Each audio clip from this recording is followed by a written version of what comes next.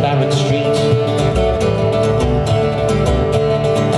Well, I said my pretty fair maid and I danced too well. Besides the mountain, you can tell where all my friends did well. I have been going to the Irish Festival for 3 years now. I go with all my family every year. It's we're Irish, so it's kind of a thing that we all do together, and it's a lot of fun. How often do you listen to Irish music? Daily. Daily? Daily. At work at night, I'm in my office, I crank it up. Even my workers are like, they wouldn't come in. I jam all night long. And how did you get involved in Irish music and Irish culture?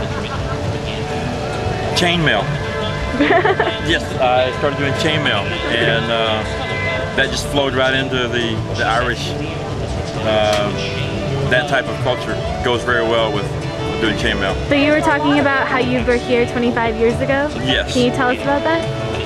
Very small, very intimate. Everybody knew everybody that was there. How has the music culture grown since then? A lot of rock influence. Oh yeah?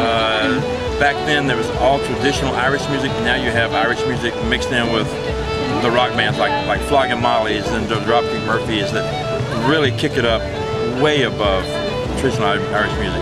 I love Irish music. I love Irish music, and it's odd how much it's narrowed my focus, which will happen when you get involved in a music festival.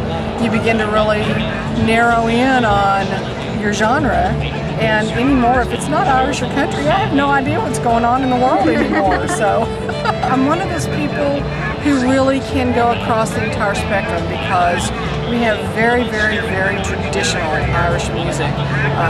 Things that you'll see Alton and Peak and Broughton McGuire perform. Those are some of our headliners out here this year. Very traditional music, all the way up to the rock, the Celtic rock, which is so much fun, has so much energy, and you know, everything in between. And I like it all, so I'm really blessed. What would you say would be your favorite part about the Irish Music Festival? Or your favorite act? Being out and being able to talk to people like you, being able to talk to the people who come to the festival. I love knowing that we are able to put on an event that appeals to everybody. Your age group, your music likes, you know, even food and beverage. I mean, we've got something out here that will appeal to everybody. We've got a huge children's area. This is a family event, and we've been able to do it. This is our 29th year, and we've been able to do it and keep it at a price point that families can access it. So it doesn't kill their budgets to bring their families out here. And that's important to us. I mean, we have budgets too, you know, and it's important to us that we're accessible to everybody that wants to be here. And I'm really proud of the fact that we've managed to grow this event and do that, and bring in world-class entertainment. Musical.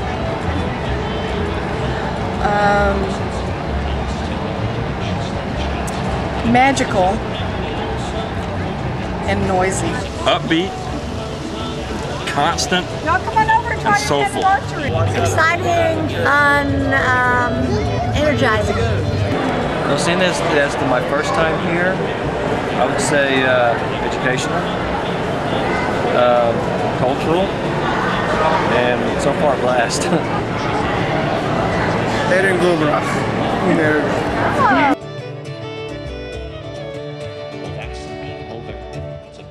So, what's your job here? I am the president of the Southwest Celtic Music Association, and that we are the group that produces the North Texas Irish Festival. And I'm also the entertainment director.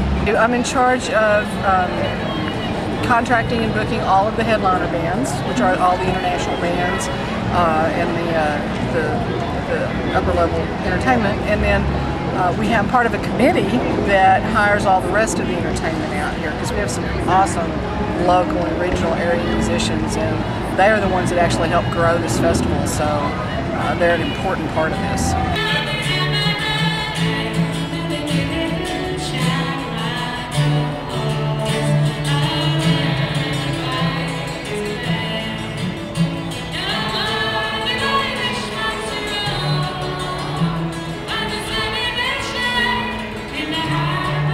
What's one reason that you got to become a musician in the Celtic culture? You get paid. That's true. That's That's a good one. That's a good one. I would have got you. Music was always in our family, and just grew up with it, and it chose us rather than the other way around.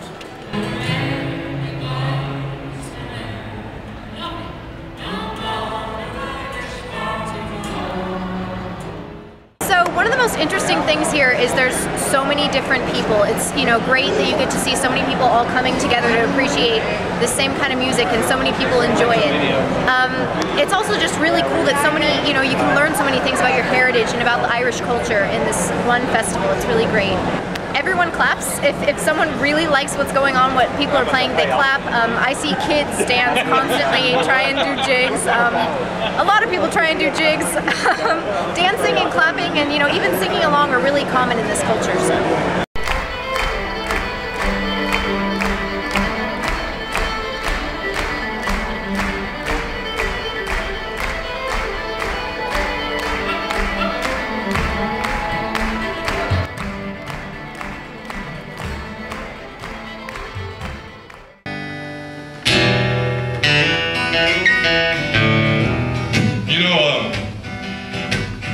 We were Catholic, of course, they're Irish Catholic, and in Fort Worth that was not at all unusual. If you remember the cathedral over there, co-cathedral when I was a kid, was St. Patrick's. What a lot of people don't know is that was originally St. Stanislaus.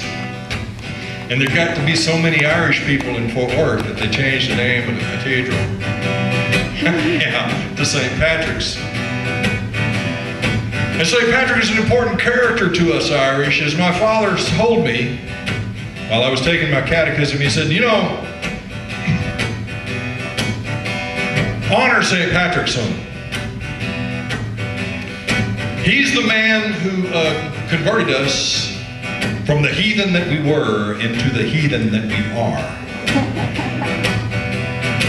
He's a very important character to us, a historical character that had to do with the spiritual life, the cultural development, and of course even the economic future of Ireland.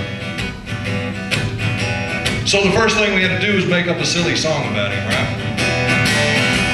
Well, Patrick was a gentleman, he came from decent people. In Dublin town he built a church and on it put a steeple. His mother was a Gallagher and his uncle was a Grady. His aunt, she was an O'Shaughnessy and his mother was a Brady.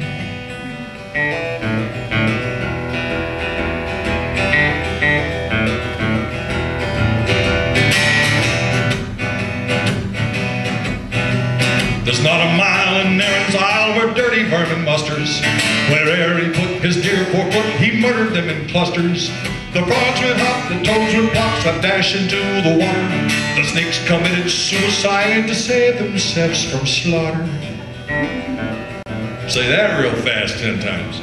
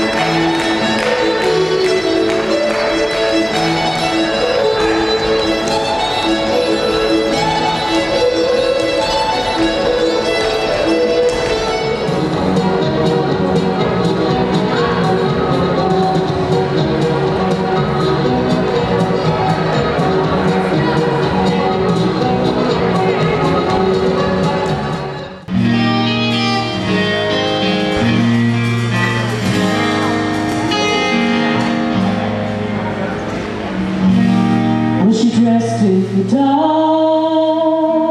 and she whispered amen.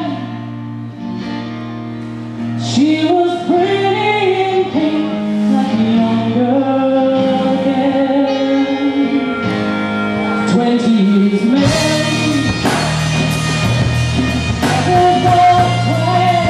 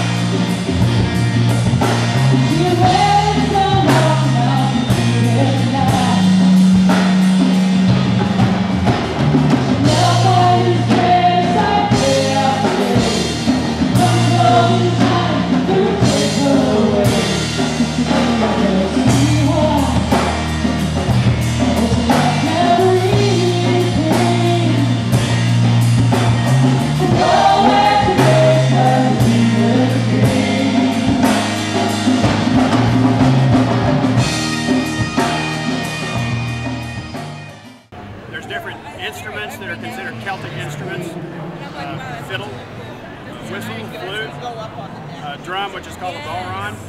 Guitar is not a Celtic instrument. But it's commonly used in the... It's typically used as an accompaniment. Mandolin is. You'll see bouzouki players out here. Bouzouki did not come from Ireland, but they adopted it. You'll hear a lot of accordions. All kinds of different boxes, reeds, called reeds. The pipes, not the Highland bagpipes. In Ireland, you'll hear what's called the uilleann pipes. They used to be called lap organs back in the old days. So you'll see a lot of those.